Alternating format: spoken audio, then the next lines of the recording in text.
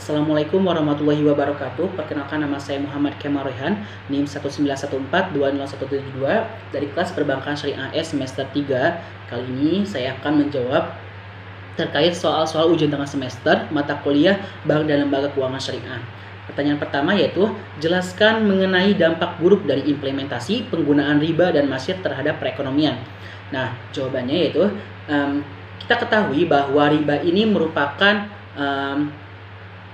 tambahan atau penambahan perkembangan saat peningkatan atau pembesaran dari atas pinjaman pokok yang diterima pemberi pinjaman dari peminjam sebagai imbalan karena menangguhkan atau berpisah dari modal sebelumnya dalam periode waktu tertentu.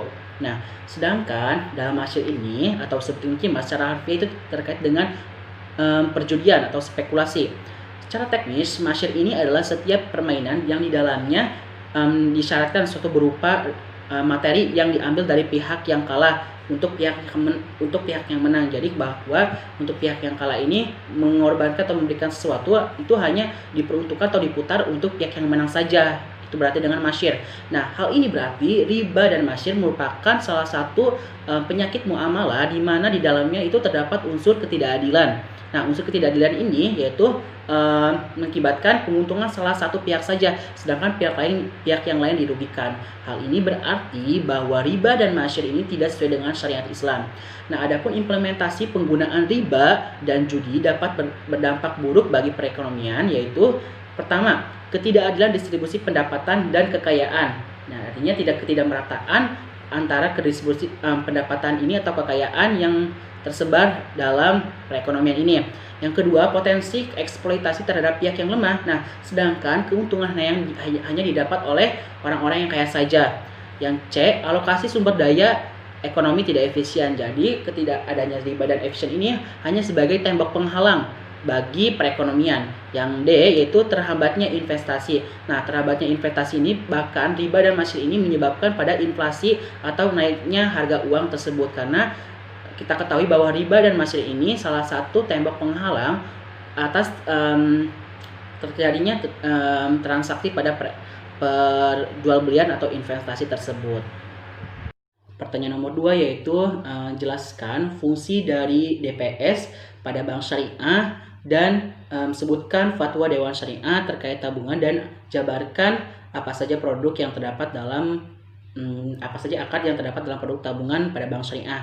Nah, kita ketahui pada DPS ini merupakan singkatan dari Dewan Pengawas Syariah, di mana Dewan Pengawas Syariah ini berfungsi yaitu pertama mengawasi jalannya operasionalisasi bank sehari-hari agar sesuai dengan ketentuan syariah, di mana DPS ini mengawasi bank apakah sesuai dengan SOP atau tidak, apakah sesuai dengan ketentuan syariah yang ditentukan oleh fatwa MUI atau tidak. Nah, kedua yaitu membuat pernyataan secara berkala, biasanya setahun sekali, bahwa bank yang diawasinya ini sesuai dengan ketentuan syariah. Itu jadi kayak diperiksa dan evaluasi apakah selama setahun ini segi operasionalisasi dan produk ini sesuai dengan syariah atau tidak. Yang ketiga yaitu meneliti dan membuat rekomendasi produk baru dari bank yang diawasinya. Jadi biasanya bank itu memberikan atau inovasi produk-produk sesuai dengan bank syariah, sesuai dengan prinsip syariah tentunya.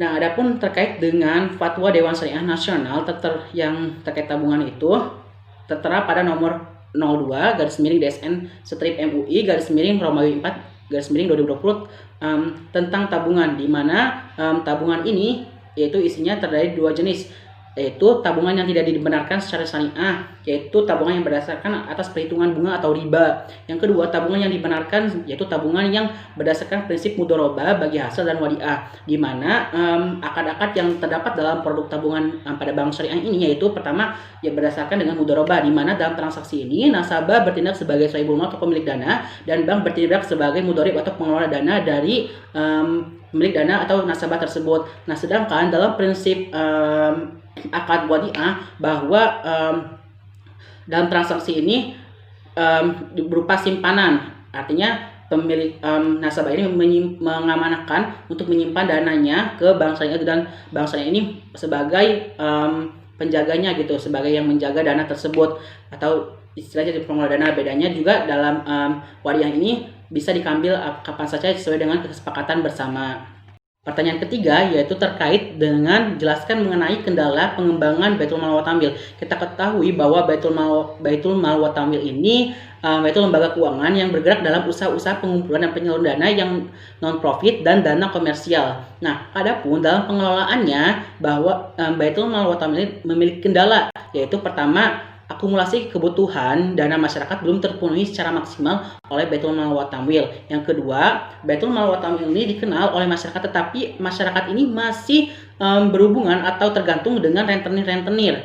Itu tadi bahwa dana masyarakat ini belum terpenuhi secara maksimal oleh Baitul Mal wa Tamwil, sehingga rakyat masyarakat lebih memilih kepada rentenir yang bisa meminjamkannya itu uang yang cukup gitu.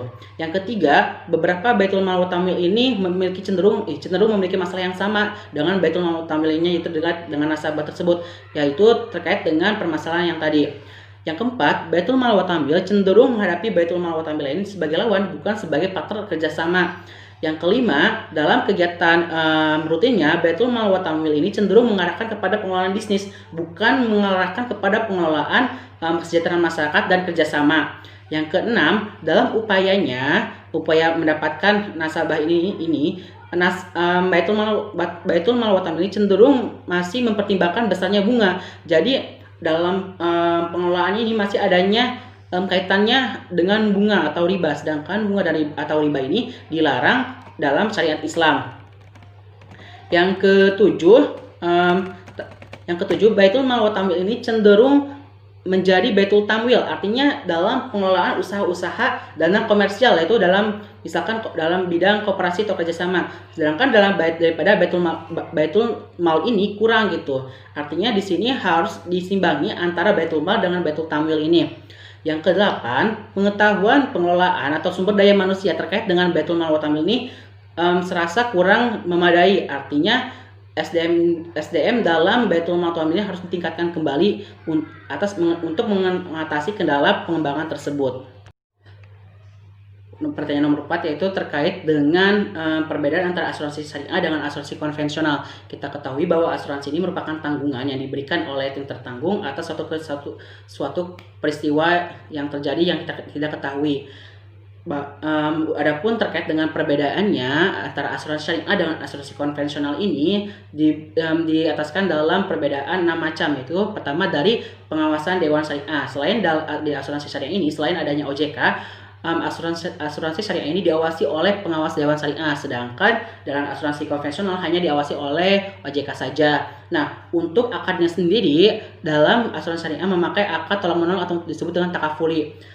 Sedangkan dalam asuransi konvensional itu memakai akad jual beli atau disebut dengan tadabuli. Nah, dalam hal investasi dana pun itu berbeda. Dalam asuransi syariah ini itu investasinya berdasarkan dengan syariah, dengan sistem bagi hasil atau mudharabah. Sedangkan dalam sistem asuransi konvensional ini memakai investasi dana dengan berdasarkan bunga.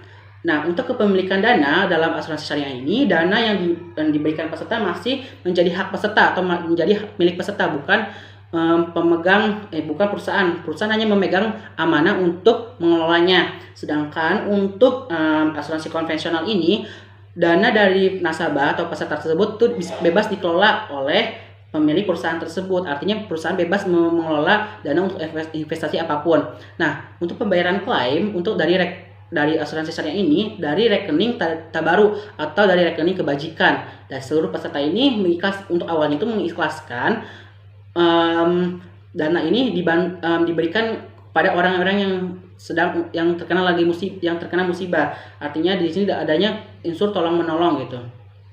Nah, sedangkan dalam asuransi konvensional ini itu dari pembayaran klaim itu dari rekening dana perusahaan, bukan dari rekening yang tadi peserta tersebut.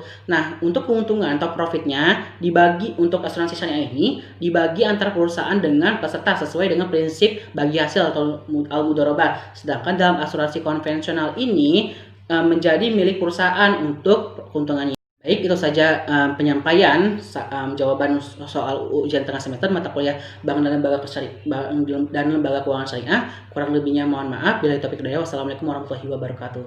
Semangat.